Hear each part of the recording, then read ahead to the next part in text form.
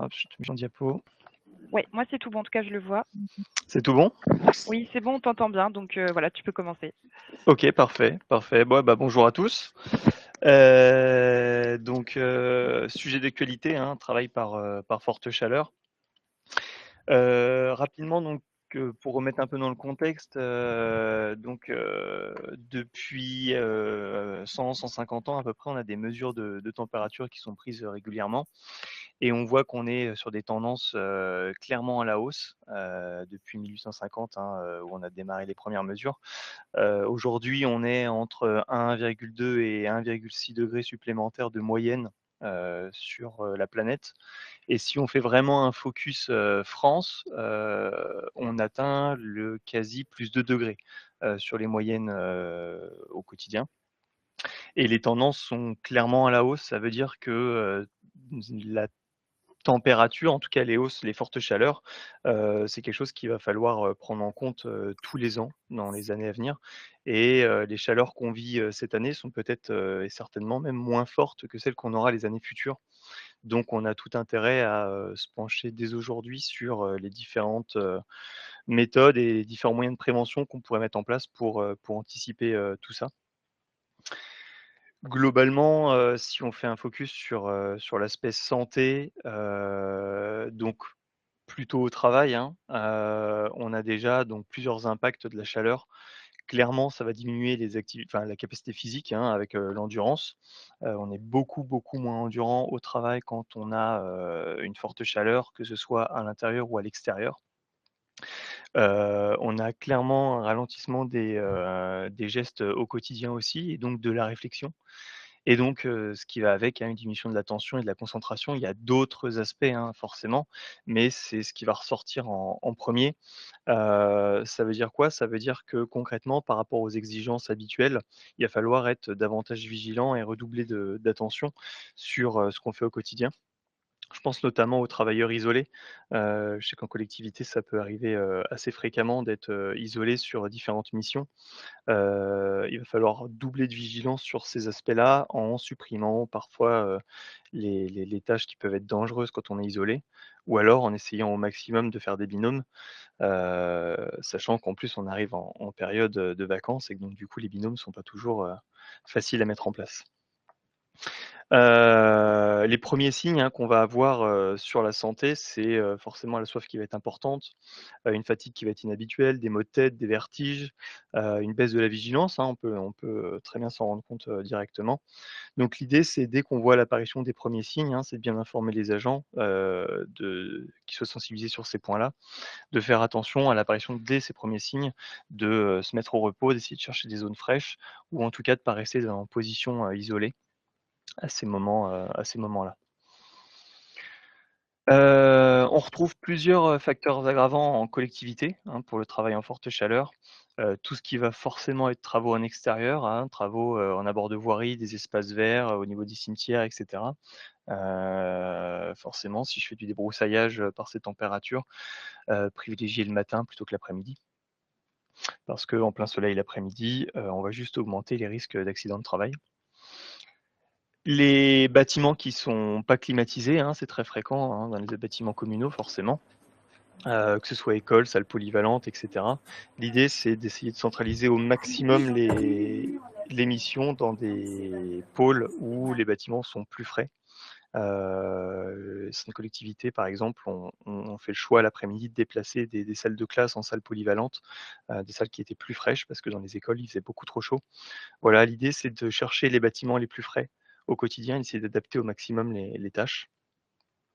Au niveau des EPI, je pense beaucoup aux agents, techniques qui sont en extérieur. Sachez qu'il existe des protections, hein, des shorts, par exemple, de travail, avec les bandes réfléchissantes. Alors c'est pas adapté à toutes les missions, on est d'accord, mais c'est important que les agents aient des tenues adaptées aux conditions, météo.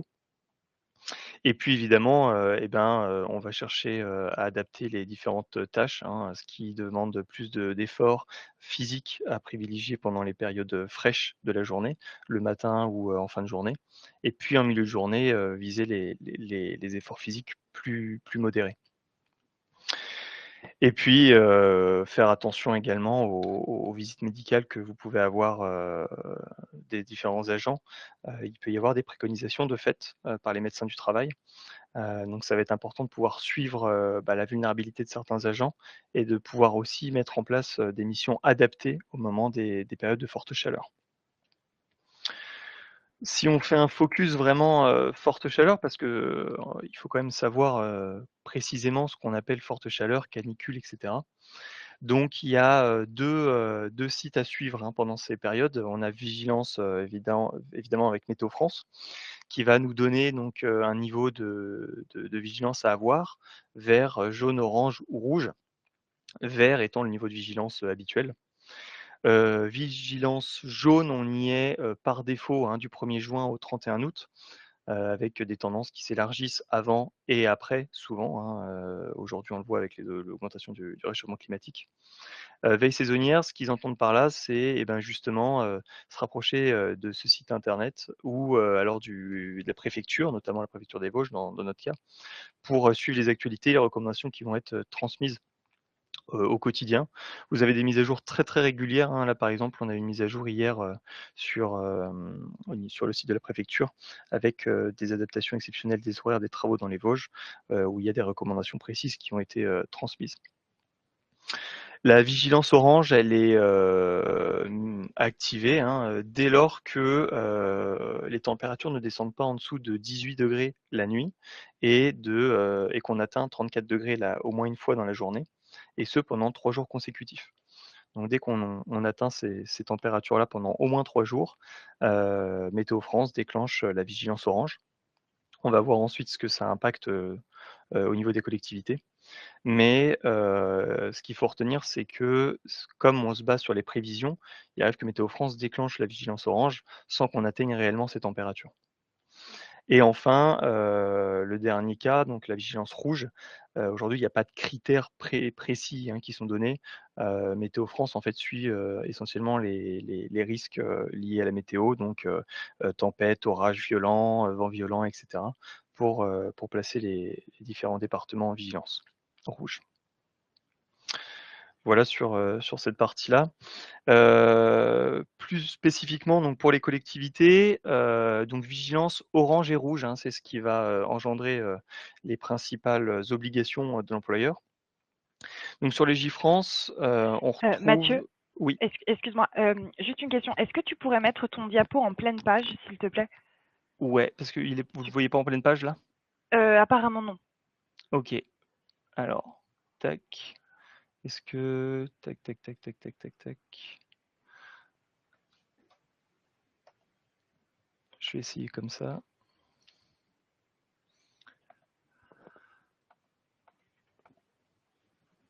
Et est-ce que c'est mieux? Oui. Non, bah, OK, pour moi, normalement, oui. J'attends de voir si la c'est dame répond, si c'est mieux et OK. ouais, Super, est-ce merci, que c'est bon excuse-moi. pour tout le monde? Ouais, top, parfait, pas de souci. Merci. Donc au niveau des obligations de l'employeur sur, les vigilances orange et rouge, donc aujourd'hui dans Légifrance, il y a eu pas mal de mises à jour, l'année dernière qui sont venues spécifier certains aspects. Il y a encore des zones de flou, pareil on va le voir juste après. Donc vous avez l'obligation d'évaluer les risques dans votre document unique, donc le DUERP, document unique d'évaluation des risques professionnels, hein, document qui doit être mis à jour tous les ans. Il va falloir faire apparaître maintenant dans ce document le risque chaleur, avec une distinction travail en intérieur et travail en extérieur. L'idée, c'est de pouvoir venir mesurer, ben, les risques, des agents en fonction des missions à faire en extérieur et en intérieur, et par conséquent, voir, s'il y a nécessité ou non de mettre en place des mesures de prévention, en ciblant davantage l'extérieur ou l'intérieur. Au-delà du document unique, donc, il y a des mesures, de prévention qui doivent être mises en place, qui sont obligatoires, notamment l'adaptation de l'organisation du travail et des horaires. Alors l'adaptation des horaires, n'est pas, elle, systématique, mais en tout cas l'organisation du travail, elle doit l'être. Dès lors qu'on est en vigilance orange ou rouge, il va falloir, venir prioriser certaines actions. Ce que je vous disais tout à l'heure, hein, par exemple, le débroussaillage des agents techniques, va être à privilégier en début de journée ou en fin de journée quand les températures sont les plus basses.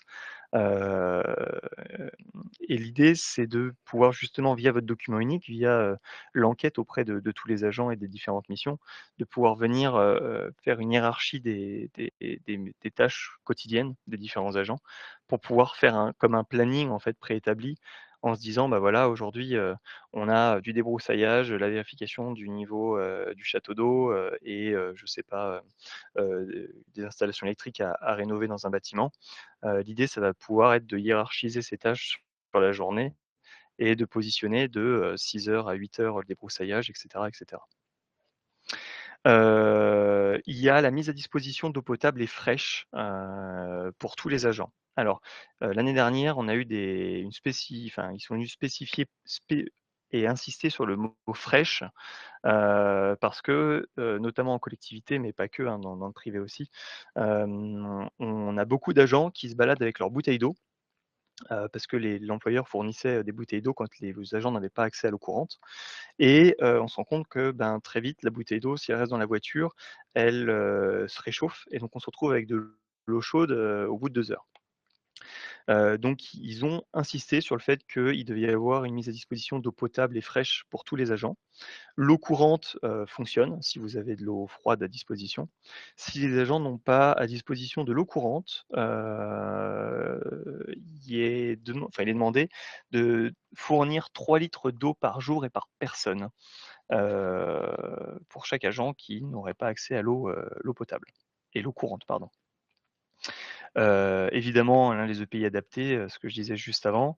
Il y a l'obligation d'information des travailleurs.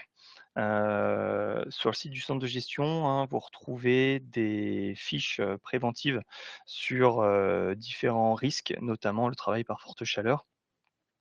Heu, L'employeur a l'obligation d'informer les travailleurs sur le risque, encouru pendant les travaux en forte chaleur et les consignes qui sont à demander, c'est-à-dire, prendre des pauses régulières, s'hydrater correctement, au moindre signe informer son supérieur, qu'on a un signe, de santé et cetera et cetera. Et puis il est demandé à ce que les locaux soient maintenus à une température adaptée. Heu Il n'y a pas de détails spécifiques sur, la température attendue. À ce niveau-là, c'est notamment la zone de flou qu'on retrouve encore aujourd'hui. Si j'avance juste un petit peu, donc depuis le 1er juillet 2025, on a toutes ces obligations qui sont venues un peu spécifier et on a encore une zone de flou sur lequel il y a pas mal de demandes et sur lequel il y a du travail qui est en cours. Parce qu'aujourd'hui, en fait, on n'a pas de température maximale de travail, ni d'obligation générale d'arrêt d'activité en fonction des températures, dès lors qu'on passe en vigilance orange ou rouge. Ça veut donc, concrètement, il va falloir, qu'ils viennent préciser ces aspects-là, parce qu'aujourd'hui, on est dans une vraie zone de flou. Et sur le volet donc adaptation des horaires, vous avez concrètement 3 moyens, aujourd'hui en collectivité pour venir, adapter les horaires de vos agents. Soit en prenant un arrêté, une note de service ou alors via le règlement intérieur directement. Ce qu'il faut retenir, c'est que si vous faites une mesure ponctuelle d'évolution des horaires de travail, vous n'avez pas de passage en CST ou F3SCT à faire. C'est-à-dire qu'il n'y a pas d'avis à demander. En revanche, si vous voulez mettre en place des mesures permanentes, hein, c'est-à-dire que tous les ans, du 1er juillet au 31 août, vous voulez que les horaires de travail des agents soient adaptés, dans ce cas, il va falloir soumettre, l'arrêté, la note de service ou alors la mise à jour du règlement intérieur, au CST ou la F3SCT, hein, pour qu'ils vous émettent un avis pour valider donc le process choisi. Je vous ai remis, hein, comme vous aurez le support, le petit lien vers les fiches pratiques du centre de gestion.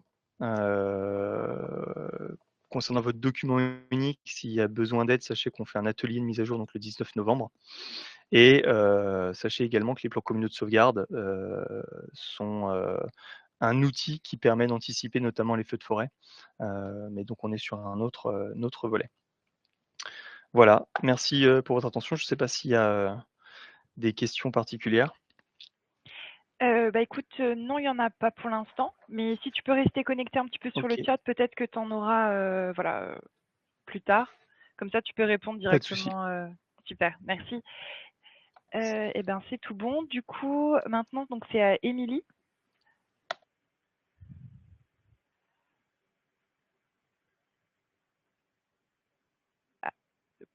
je sais pas si... Non, ton micro est pas branché encore, Émilie, je crois.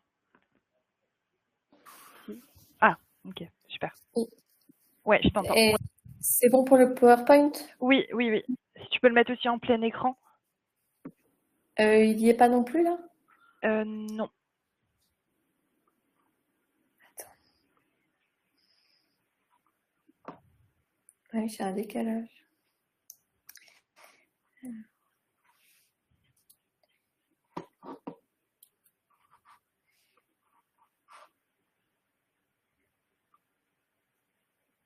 Et là, c'est bon? Ouais, c'est tout bon. Merci. D'accord. Donc, c'est la petite séquence des actualités juridiques du mois de juin, comme chaque heure pour tout savoir depuis le mois de mars, avec votre petit focus donc du jour sur la gestion de la fin de contrat. Comme là, vous allez embaucher pas mal de personnel pour l'été en contrat donc d'accroissement temporaire ou saisonnier. Donc, c'est bien de prévoir aussi d'anticiper la fin de contrat. Donc déjà, toutes les parutions, on n'a pas eu de 1 heure pour tout savoir au mois de mai, donc je vous ai remis toutes les parutions des décrets du mois de mai. Donc il y a eu une nouvelle codification, notamment dans les livres 2 et 3 du Code général de la fonction publique, avec l'ajout donc du livre 4, la partie réglementaire, qui actualise les textes donc réglementaires et des intitulés de décrets et corrige des erreurs matérielles dans la codification du livre 2 et 3. Et le livre 4, donc, lui, nouvellement créé, regroupe les textes réglementaires relatifs à la formation professionnelle des agents publics, qu'ils soient fonctionnaires ou contractuels, aux lignes directrices de gestion, aux emplois supérieurs, au télétravail et aux réorganisations de collectivités. Donc, ça rentre l'entrée en vigueur, c'est bien le 1er août 2026 pour le livre 4. Vous avez ensuite un décret qui est paru donc le même jour sur les modalités d'indemnisation de la capacité permanente en application des articles donc, du Code de la sécurité sociale. Vous avez pareil donc un autre décret relatif aux modalités d'indemnisation de la capacité permanente des victimes d'accidents du travail et de maladies professionnelles qui est paru. Vous avez également un décret donc là du 15 mai pris pour l'application des articles 3, 9 et 40 de la loi, donc la nouvelle loi qui a créé le statut d'élu local. Il précise les modalités de fixation des indemnités de fonction des présidents et vice-présidents des communautés de communes, des communautés d'agglomération, des communautés urbaines et des métropoles, le versement de l'allocation différentielle de fin de mandat, ainsi que les critères de désignation des référents déontologues de l'élu local. Son entrée en vigueur est intervenue le 20 mai 2026, exception faite du grand 1, donc de l'article 3, qui entre en vigueur dès le 1er janvier 2027, donc postérieurement. Donc on a eu plein de parutions quand même. Il y a un arrêté du 20 mai 2026 qui fixe le contenu de modules d'information sur l'exercice d'un mandat d'élu local également. Il y a l'arrêté du 22 mai relatif au relèvement du salaire minimum de croissance, du SMIC, avec une indemnité différentielle pour les cadres d'emploi et les grades qui seraient malheureusement en dessous. Il y a le décret tant attendu d'application donc relatif aux congés supplémentaires de naissance des agents publics civils et militaires et celui portant diverses dispositions relatives aux congés supplémentaires de naissance des agents publics qui est enfin paru avec entrée en vigueur au 1er juillet. Il y a eu plusieurs décrets qui sont intervenus le 10 juin qui modifient donc le statut particulier des administrateurs territoriaux et des hautes fonctions publiques. Donc voilà pour les décrets. Et donc on attendait tant. Je vous ai parlé donc des décrets d'application sur le congé supplémentaire de naissance. On a également la DGAFP qui nous a mis en ligne une petite fac qui est très bien faite pour le coup, qui répond donc aux questions sur la procédure applicable, les délais pour faire la demande, le calcul des délais, la rémunération du congé et les effets du congé sur les autres droits des agents. Donc par exemple sur les droits à congé annuel, sur le droit à l'avancement, sur tout ça. Donc vous avez le lien pour vous y adresser directement. On a quelques petites jurisprudences intéressantes aussi qui sont intervenues ces derniers mois. Donc on a par exemple une relaxe pénale ne protège pas automatiquement contre une révocation disciplinaire. On le voit, on le rappelle, mais l'autorité territoriale n'est pas tenue par la procédure pénale. En fait, la procédure disciplinaire administrative est distincte de la procédure pénale. L'une peut attendre l'autre. Enfin, vous pouvez mettre en stand-by la procédure disciplinaire en attente de la réponse pénale, mais vous n'êtes pas obligé. Donc, un responsable du service des sports d'une commune poursuivi pénalement pour des accusations d'agression sexuelle sur une stagiaire mineure accueillie dans son service a été relaxé faute de preuves suffisantes, mais l'autorité territoriale a estimé que son comportement était incompatible avec les devoirs de dignité, d'intégrité et de probité. Et la Cour d'appel de Nancy a validé sa révocation. Une autre jurisprudence qui explique qu'un entretien professionnel qui est mal vécu par un agent n'est pas forcément un accident de travail.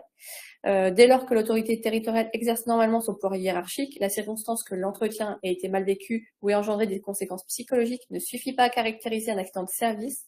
L'entretien ne constitue pas un événement soudain et violent susceptible de caractériser un accident de service, quels qu'aient été ses effets sur l'intéressé. Donc, à préciser, il faut que cet entretien se passe dans les conditions classiques d'un entretien professionnel, bien sûr. Le devoir de courtoisie rappelle, c'est un rappel que les agents se doivent donc envers le public, mais également entre collègues.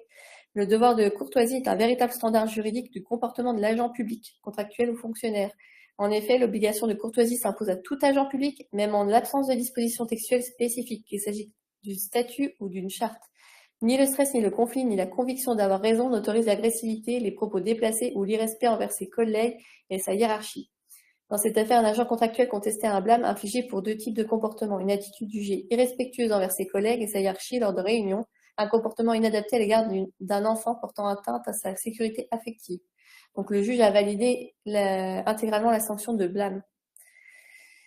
Une communauté d'agglomération avait maintenu, donc ça c'est le rappel des jours supplémentaires qui étaient offerts dans les collectivités anciennement, tout comme la journée de solidarité, on ne peut pas l'offrir aux agents et on ne peut pas offrir plus de jours qui sont prévus par les textes aux agents. Donc une communauté d'agglomération avait maintenu des jours de congé d'ancienneté pour certains agents recrutés avant 2016, conduisant à une durée annuelle de travail inférieure à 1607 heures. Le préfet du Tarn demande l'abrogation du dispositif. Et le juge a validé donc l'abrogation. Il n'y a que certains textes qui prévoient la diminution des 1607 heures, donc soit par les ASA, par les fractionnements, mais voilà. En dehors de ces jours prévus, il n'est pas possible d'offrir de jours aux agents. Et donc on en vient au focus sur la gestion de la fin de contrat, hors fin de contrat disciplinaire. Là on est vraiment, vous avez embauché un contractuel pour une durée déterminée et il arrive au bout de son contrat. Il n'y a plus de besoin dans la collectivité, donc vous n'allez pas le renouveler. Donc, il faut bien être prudent au délai de prévenance en cas de non-renouvellement, qui est de 8 jours pour un CDD de moins de 6 mois, 1 mois pour un CDD de 6 mois à moins de 24 mois, de 2 mois pour un CDD de plus de 24 mois et de 3 mois si le CDD était susceptible d'être renouvelé en CDI. Donc, faites bien attention à ces délais de prévenance. Quels sont les risques pour la collectivité en cas de non-respect des délais de prévenance? Il n'existe pas de droit au renouvellement. Donc, on ne renouvelle pas un contractuel parce qu'on a loupé l'échéance du délai de prévenance. Par contre, l'agent qui aurait subi un préjudice pourrait solliciter devant le juge des dommages-intérêts. Quelles indemnités doivent être versées? Donc, en fin de relation contractuelle, en cas de non-renouvellement, on peut donc indemniser l'agent des congés annuels qui n'auraient pas été pris pendant la relation de travail, et l'indemnité de fin de contrat, anciennement l'indemnité de précarité, mais sous certaines conditions. Donc pareil, suite au décret à l'arrêté du 21 juin 2025, il y a eu une nouvelle formule de calcul de l'indemnité de congé payé. Ce n'est plus la règle du 10e. On est bien maintenant sur cette nouvelle formule que je vous ai affichée. Le décret 88-145 du 15 février 1988 a été modifié en conséquence et renvoie à l'arrêté du 21 juin 2025. Dans quel cas doit être versée l'indemnité de fin de contrat? Donc ça, c'est vraiment prévu par le Code général de la fonction publique. Il y a 3 conditions cumulatives. Une condition de fondement juridique du contrat. Tous les contrats ne sont pas prévus par cette indemnité. Je vous ai mis surtout les contrats qui en sont exclus. Donc par exemple, les accroissements saisonniers d'activité, les contrats de projet, les contrats aidés, les contrats pactes. Voilà, il y a toute une liste. Il y a une condition également de durée maximale du contrat. Un contrat dont la durée est inférieure ou égale à 1 an. Donc les contrats supérieurs à 1 an, ce n'est pas possible de verser une indemnité de fin de contrat. Une condition de rémunération brute maximale que l'agent ne doit pas dépasser, qui est 2 fois le montant du SMIC brut mensuel. Donc par exemple, pour le 2026, il ne faudrait pas dépasser 3 734,04 €. Voilà. Je vous ai mis un lien également, alors, je vais essayer de vous projeter. C'est un juriste qui a fait ça, qui a recensé toutes les jurisprudences dans les cas, qui validaient ou qui invalidaient le versement de l'indemnité de précarité. donc indemnité de fin de contrat. Et donc, tu vas me dire, Claire, si on va voir ce que je vais projeter. Ouais, ça marche, vas-y.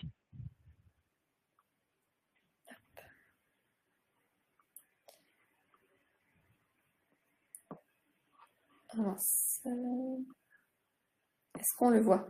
Oui. Voilà, donc vous allez avoir un tableau qu'il a mis en ligne qui est vraiment bien fait. Vous avez vraiment les références à chaque fois, les motifs du contrat, les durées, la rémunération et le type de fin de contrat. Et donc les justifications du juge à chaque fois, les apports jurisprudentiels détaillés. Donc ça, c'est vraiment bien fait pour voir si votre cas rentre dans ces cas où il faut la verser ou pas, quand on a des petites subtilités. Par exemple, un avenant de contrat, est-ce que à l'issue de, comment dire, vous ne voulez pas le premier contrat, mais vous posez un nouveau contrat, est-ce que on verse la prime? Voilà. Donc là, le juge y répond qu'elle ne doit pas être versée quand on dépasse une certaine durée. Vous avez tous des exemples qui sont très bien faits et très bien détaillés pour le coup. Donc, voilà pour le petit focus. Donc ça sera disponible dans le diaporama. Je vous ai mis les liens.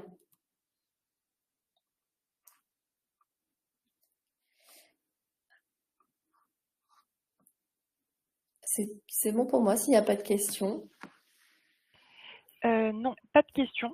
Du coup, bah pareil, Émilie, si jamais tu peux rester sur la visio, si jamais il y a des questions. De toute façon, voilà, on envoie les supports aussi à chaque fin de visio, donc voilà. Du coup, donc là, c'est à Guillaume. Je sais pas si... Ouais. Je vais pareil vous partager du coup l'écran.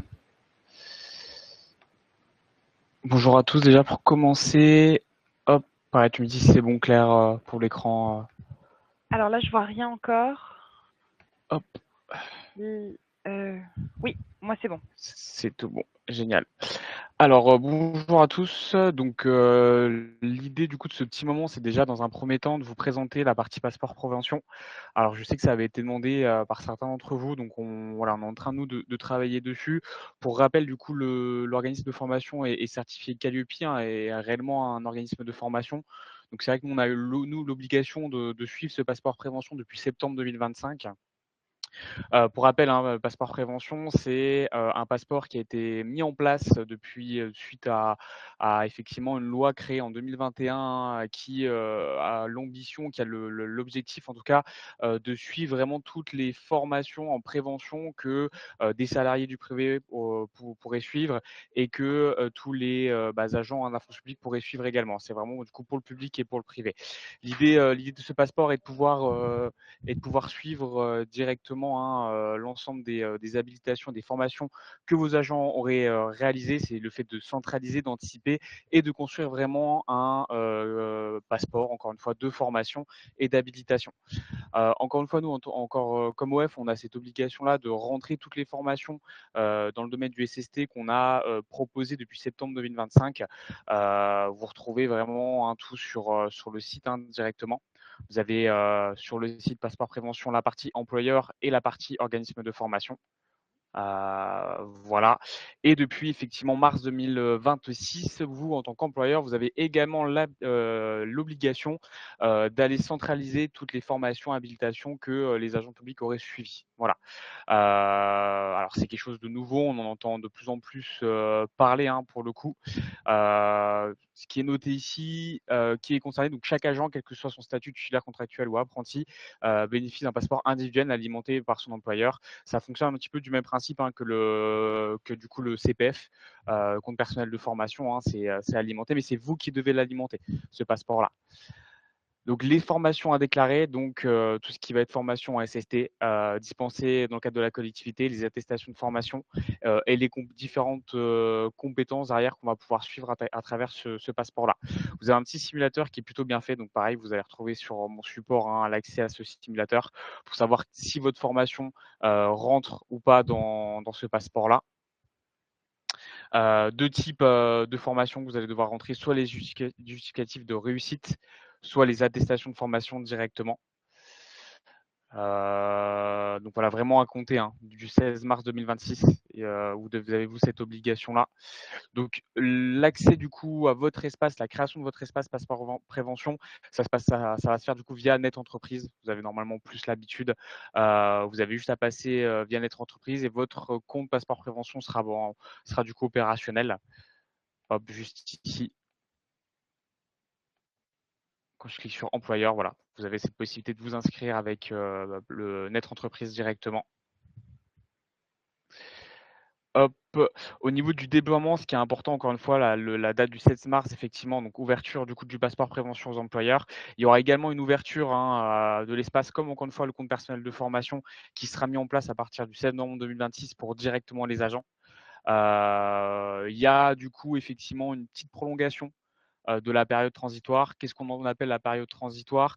C'est la période où vous devez vous déclarer les formations réalisées depuis mars du coup à fin d'année 2026. Et vous avez du coup jusqu'au 31 décembre 2026 pour le faire. Donc voilà, il reste 6 mois pour déclarer ces formations. On reviendra vers vous avec des précisions, vous inquiétez pas, et de la documentation pour que vous puissiez vraiment du coup utiliser cet espace du coup de la meilleure des manières. Au niveau du coup des formations qui seront enregistrées, ce qui est important aussi jusqu'au 31 décembre 2026, il y a 2 types de formations, tout ce qui est formation obligatoire et tout ce qui est habilitation et autorisation. Vous retrouvez ça sur le site directement. Du coup, jusqu'au 31 de décembre 2026, formation obligatoire du coup de catégorie 1 et les formations obligatoires du coup qui sont nécessaires pour les agents pour occuper leur poste de travail. Et vous avez les catégories 1 et catégorie 2, la description du type de formation à déclarer. Pour l'instant, c'est vraiment que ces 2 catégories-là qui sont nécessaires, en tout cas jusqu'au 31 décembre 2026. Hop, délai de déclaration, donc on l'a dit, 9 mois pour le faire. Donc il vous reste du coup 6 mois pour le coup pour déclarer ces formations. Et ce qui est important aussi à prendre en considération, c'est qu'en tant qu'employeur, vous devez également valider les formations qui ont suivi du coup vos agents par les organismes de formation. Nous, en tant que CDG, encore une fois, on est organisme de formation. Donc on a lancé du coup les différentes formations dans le passeport des collectivités concernées. Chaque collectivité qui ont suivi une formation via le CDG vont recevoir une notification pour aller valider que l'agent a bien suivi cette formation via le passeport prévention. Donc, il est vraiment primordial, vous, d'aller créer dans un premier temps, du coup, votre espace sur le site. Encore une fois, voilà, c'est un premier jet voilà, du passeport prévention. On reviendra vers vous avec plusieurs précisions. Je vous enverrai du coup ce petit lien pour que vous puissiez accéder à toutes les informations que je viens de vous présenter. N'hésitez pas à vous balader également sur le site, il y a plein d'informations. Il y a plusieurs petites vidéos aussi qui sont intéressantes à regarder. Mais la priorité déjà, c'est de créer votre espace, hyper important. Et pour la moindre question, on pourra vous accompagner effectivement pour vous aider à déclarer, il n'y a aucun problème. Voilà pour cette partie-là, pour la partie passeport. La deuxième partie, c'est un petit rappel. Hop, n'oubliez pas effectivement d'aller directement sur notre site pardon, centre de gestion, sur la partie se former avec le CDG. On vient de publier du coup sur les différents items notre catalogue pour le semestre numéro 2. Encore une fois, comme d'habitude, vous avez les différentes thématiques RH, TST, management, organisation, etc., etc. Donc n'hésitez pas à les naviguer directement sur ces items-là pour retrouver nos différentes dates. Voilà, ça commence à se remplir petit à petit, donc n'hésitez pas à vous positionner rapidement pour que vous puissiez prendre une place si les sujets vous intéressent. Voilà. Je ne sais pas s'il y a des questions.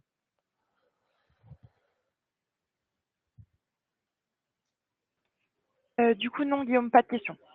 Ok, super. Ben voilà. Ok.